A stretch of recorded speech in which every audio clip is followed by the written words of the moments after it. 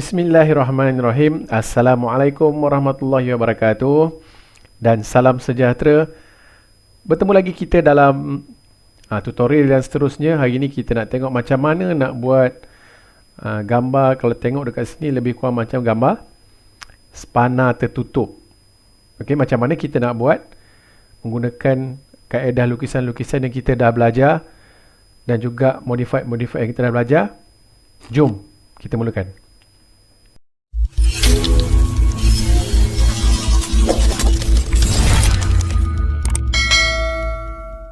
Okey, pertama sekali, bila kita nampak kita punya gambar rajah berserta dengan ukuran-ukuran dan dimensi-dimensi yang telah diberi, kita lihat juga, dulu jarak yang telah ditetapkan, berapa panjang garisan untuk kita buat satu garisan rujukan untuk kita melukis. Kalau kita lihat pada gambar rajah, di sebelah ni ada satu garisan yang berjarak 200. Jadi kita akan buat satu garisan yang berjarak 200. Buat satu line, enter. Kemudian kita buat satu garisan, tarik ke kanan 200. Okey, to escape. Okay, kita dapat garisan yang berjarak 200. Okey, ini adalah garisan yang berjarak 200.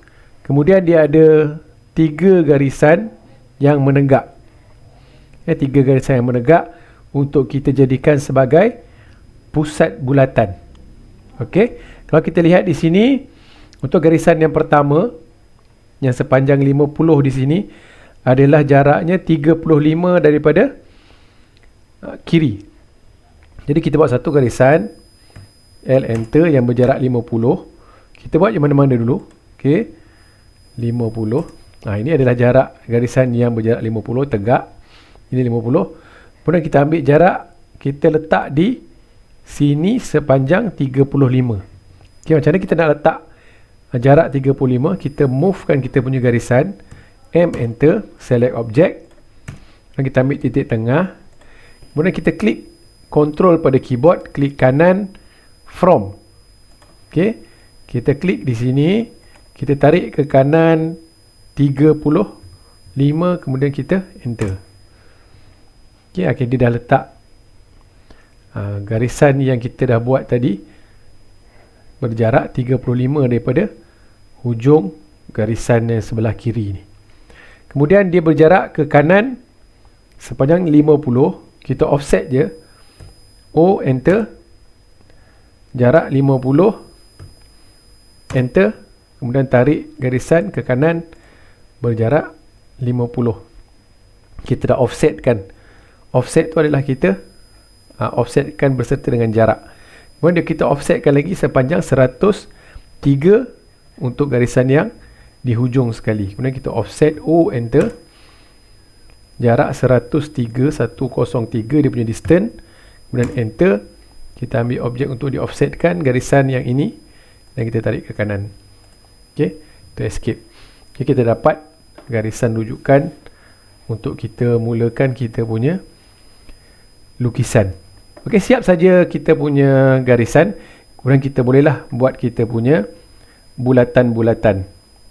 Pertama sekali kita akan buat bulatan di hujung kanan ni yang ada jejari 20 dan 10. Kita masukkan arahan circle, C enter, dan diameter dia 10 kita masukkan.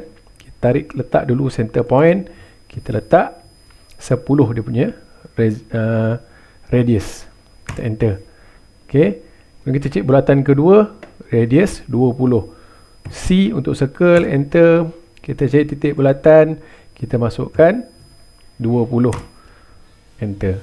Okey, dapat 2 bulatan di sini. Kemudian ada satu lagi bulatan di sini, di pusat bulatan yang tengah-tengah ni yang berjejari 10. Circle, klik, kemudian masukkan jejari 10. Dan di hujung ni jejari 20 dan 28. C enter, klik pusat bulatan, kita masuk 1, 20 dan satu lagi C circle, enter, 28. Okey, dapat bulatan-bulatan yang kita kehendaki untuk kita masukkan dalam kita punya objek untuk kita lukis.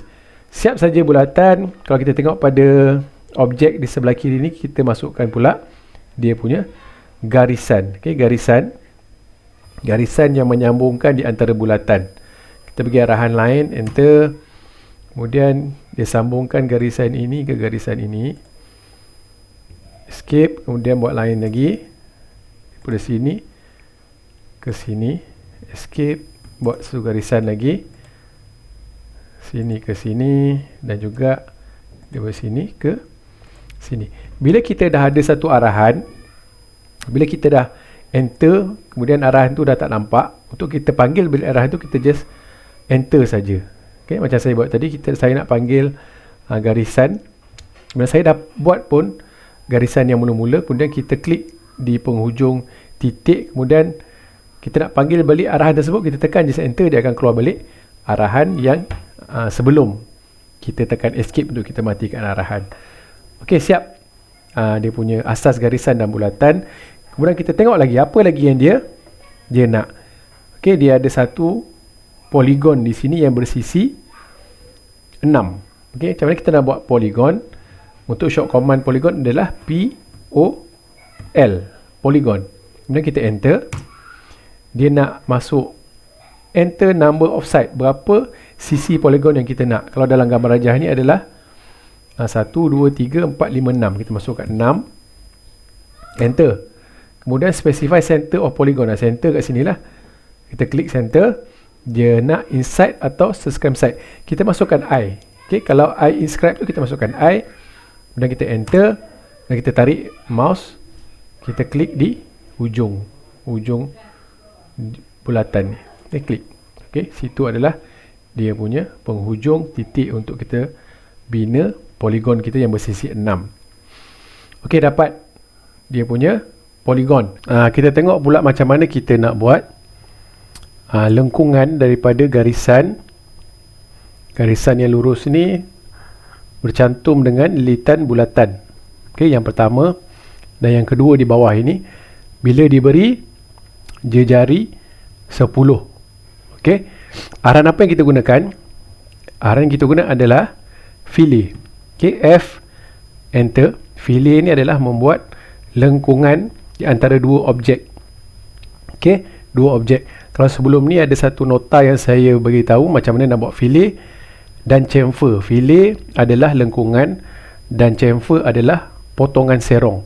Jadi ini kita buat fillet. Okey, kita tekan fillet, F enter. Kemudian kita masukkan radius.